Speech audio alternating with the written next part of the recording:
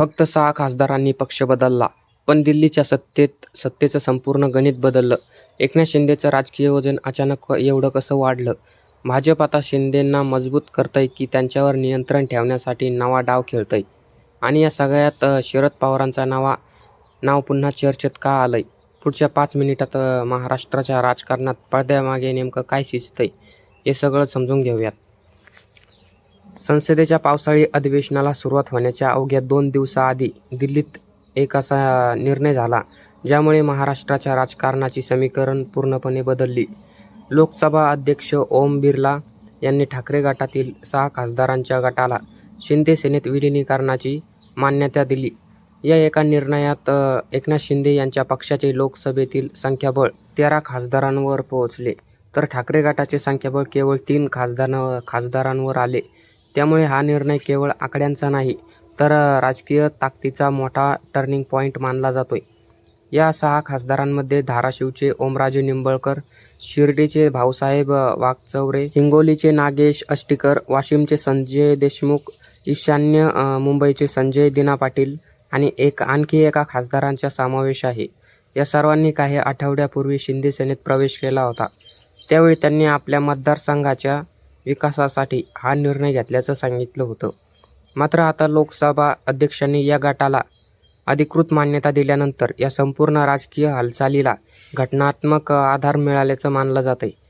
यामुळे सर्वात मोठा फायदा कोणाचा झाला तर एकनाथ शिंदे, कारण लोकसभेत आता शिंदे सेने ही भाजप आणि तेलुगू देसम पक्षानंतर एनडीएतील तिसरी सर्वात मोठी घटक पक्ष ठरली आहे.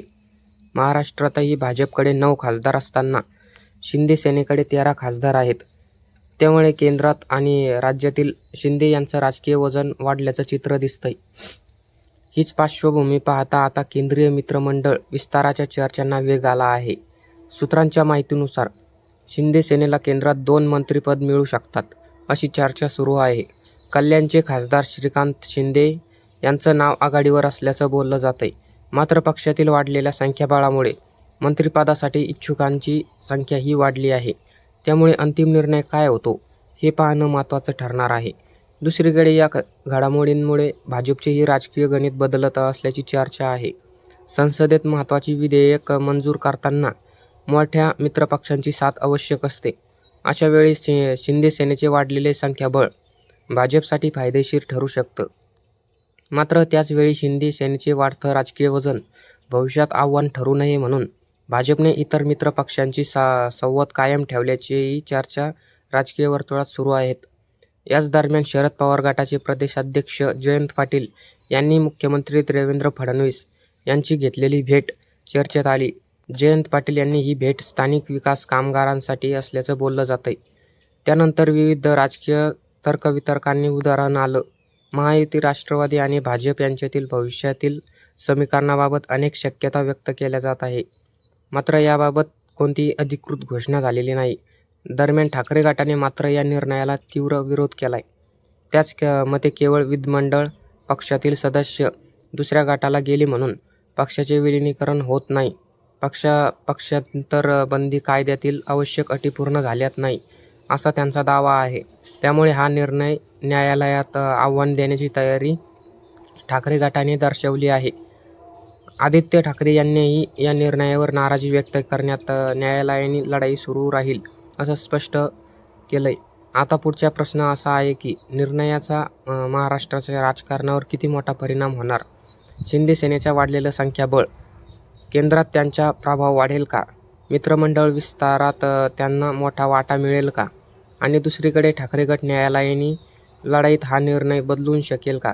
या सर्व प्रश्नांची उत्तरं येत्या काही दिवसात स्पष्ट होतील. एक गोष्ट मात्र निश्चित आहे, लोकसभेतील या एका निर्णयामुळे महाराष्ट्राच्या राजकारणात एक नवीन अध्याय सुरू झालाय. आकड्यांचं हे गणित केवळ संसदेपुरतं मर्यादित नाही, तर त्यांचा परिणाम राज्यातील सत्ता समीकरणांवर, भविष्यात युतीवर आणि आगामी निवडणुकांवरही होऊ शकतो. या संपूर्ण घडामोडीबद्दल तुम्हाला काय वाटतं? लोकसभा अध्यक्षाचा निर्णय योग्य आहे का? शिंदे सेनेचे वाढलेले संख्याबळ भविष्यात महायुतीतील सत्ता संतुलन बदलू शकतं का?